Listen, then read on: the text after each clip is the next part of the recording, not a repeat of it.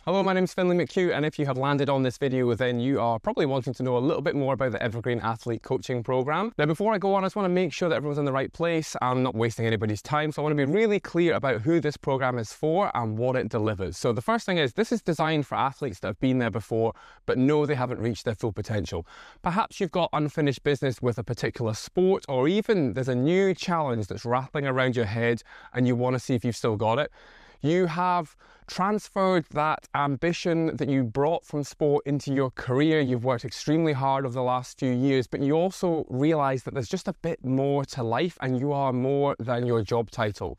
You've likely trained very consistently before, but now it feels a little bit different. There's like new challenges in front of you. Like, how do you rebuild back to your peak fitness when you've got a list of injuries? How do you train effectively when you are 10 times busier than you were before? And how do you know how hard to train when you haven't got that base behind you? And even, how do you know when to pull back and not feel guilty about that? Look, you want a body that's not just for show. You want to be able to see whether you can still perform, and you want to see if you've still got it. And that is exactly why Evergreen Athlete exists. And I've culminated that into one phrase. It's like, I am looking for people that want to fall back in love with training, that it's a big part of their lives. So if that does sound like you, then I'm just going to explain a little bit about my own background. You might have been following me on Instagram, or you might have just stumbled on this video by accident. Look, a bit like yourself, I grew up absolutely loving sport. It's all I could think about at school. It's all I could think about after school, at weekends. It was my whole reason for being. So when I finished my undergrad, I started my career at the Scottish Institute of Sport, starting out interning and then working with a variety of different sports, from football, hockey, sailing, badminton, rowing, a big base, but then eventually working for 5 years with Scottish Athletics, helping develop their athletes towards the Rio Olympic Games and the Gold Coast Commonwealth Games, which was a big success. After the Games, my partner and I decided to move over to Australia, and I started working at a sports medical company here in Melbourne, but working with a really different type of client.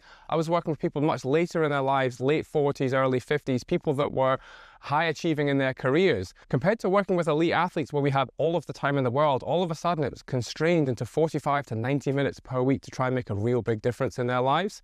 And I threw myself at this role. I gave it absolutely everything. I hustled hard, worked long hours, and eventually I ended up completely burning out myself, and my health was at its lowest. Now, ironically, I was working with people who had done that exact same thing and were 20 to 30 years down the line, and they'd chosen their career over their health and were now kind of clinging on to regain it, the health that they'd lost and the thing that brought a lot of passion in their lives. So I realized I was walking that same tightrope. But it wasn't until I read the book Peak Performance by Steve Magnus and Brad Stulberg, and they had a phrase or a question in it of like, is healthy, sustainable peak performance possible? And that is what I want to answer with Evergreen Athlete. I want to be able to help people perform at a high level, but at a sustainable level. So since launching Evergreen in 2024, there are some recurring patterns that I'm seeing across nearly every client that I'm working with. And the first thing is they really want to get back into training. So they restart, they get into things, but then they either run into those old injuries, they come back up again, but they don't have the support team around them to help them out. But it's not just injuries that are getting away in their performance. They're feeling demotivated because they don't have the purpose of a competition and a team to drive them. They're also confused about training. Like, they've done a lot of training, but they've never had to structure it themselves. And there is just so much information out there, and they keep digesting it everywhere and getting more and more confused.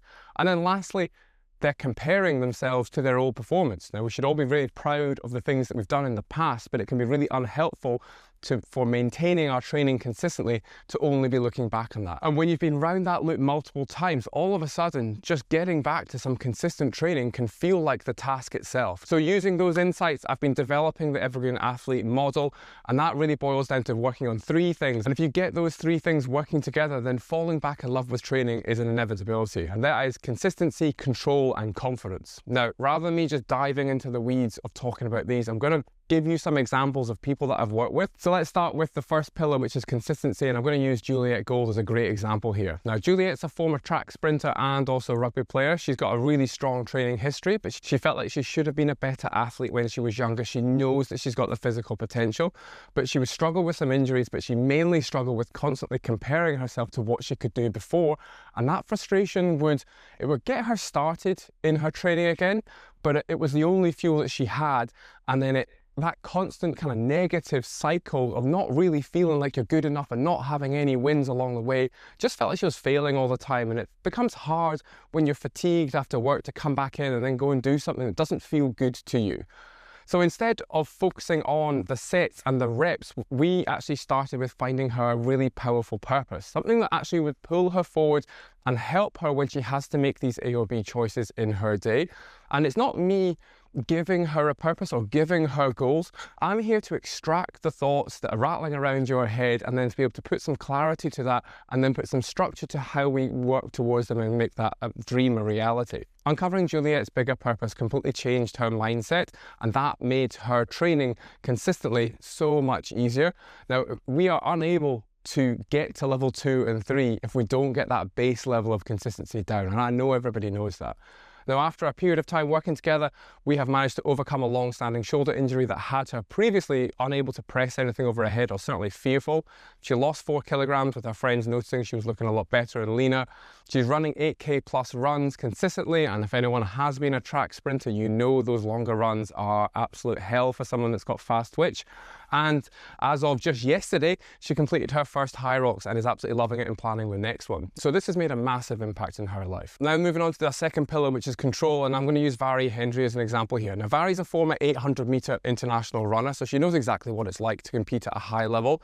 But after years of picking up injuries and being stuck on a repetitive rehab cycle, every time she ramped up her training, something else would come on. And it's really demoralizing, and ultimately means that you can never really get your teeth stuck into some proper training and that top end stuff. Now this is really common specifically for athletes that haven't been in a high performance environment, where when you pick up an injury, you've got a team around you to help and support you.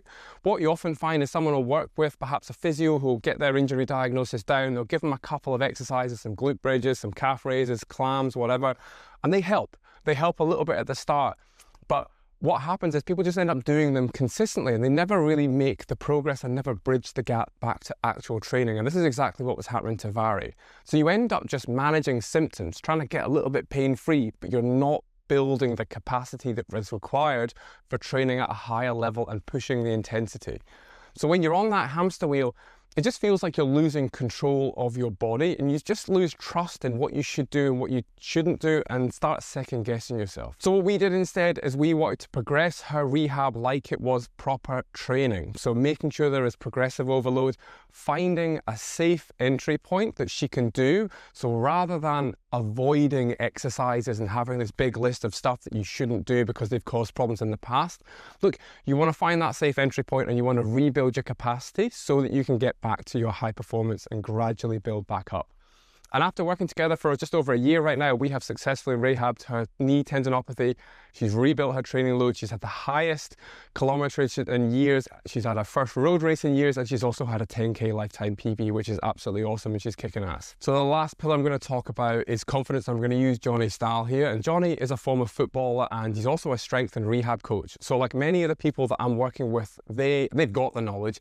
They've also got the experience of training, which can actually sometimes be a curse. You know what you could do before, you know what you should be able to do, and you actually know all of the different ways of getting there, which just creates this total overwhelm of what your next move is. And when what you do for fun is woven into what you do for work, and you're so close to the problem and your identity is really tightly linked to your performance, and that compounds that overwhelm and makes it much more difficult to be able to zoom out, look objectively at what you should do, and make a confident step forward in a longer term plan. Now I find when people get to this, and this happened to Johnny as well, they end up doing lots of random pockets of intensity, showing up, working hard, kind of hard in every session, never really backing off, and generally just being quite indecisive. So what do we do instead? Now the first thing is I want to take on that burden of planning and thinking for you, but not just blind trust. Look, we will go back and forwards and we'll have lots of chats about how that long-term plan, so you fully understand what you're doing, why you're doing it, and also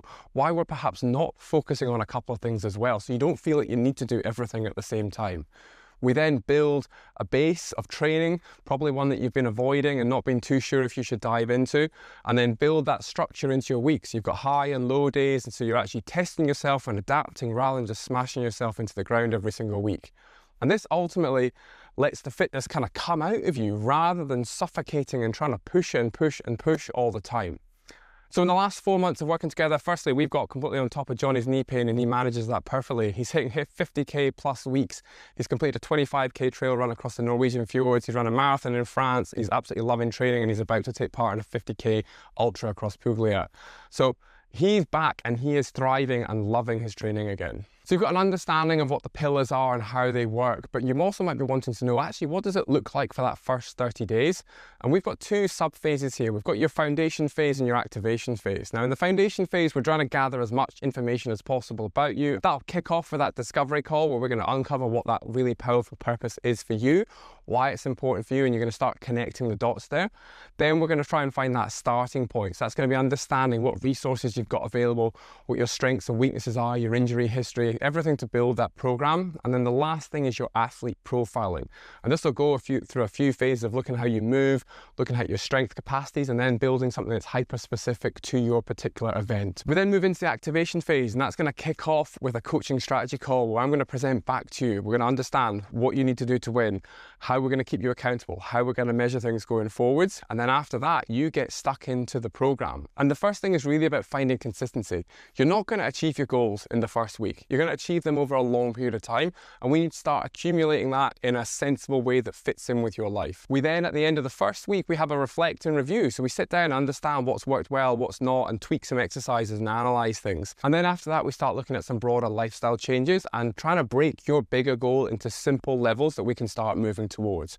And this will culminate in our 30-day review where we look back at what we've achieved so far, and then I start to present on what the next phase is, and we start to build and build and build. So what do you actually get with this program? Look, I'm going to keep this really simple here. The first thing you're going to get is you're going to always know exactly what to do next. Rather than turning up to the gym and just making up exercises and looking at what equipment's free, you're going to go there with a purpose and a plan, and you're going to know exactly what you should be doing.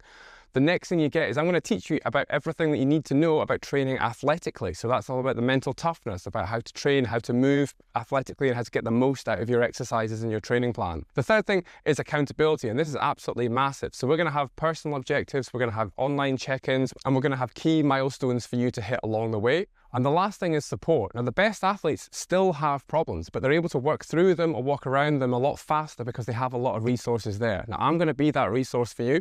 I've also created an online platform of resources to help you along the way too. But the most important thing is that when you do encounter a problem, that you reach out as soon as you can, and that can help you and get you moving forwards again. Now, I do have a guarantee because I really pride myself on getting good client results. So if you have trained with me for 6 months and you've not reached your goal, then I will continue to train you for free until you do reach your goal. And those 4 things are: if you complete your training that we've mutually agreed on, that you're tracking everything that we've agreed on, that you're showing up for your coaching calls so we can make tweaks and changes, and you're providing me technique feedback that I can then offer you advice on. So it's not rocket science, but those 4 kind of pillars really guarantee the success for everyone. Now, if you've watched this far, you've really got a few choices here. The first one is that you do nothing.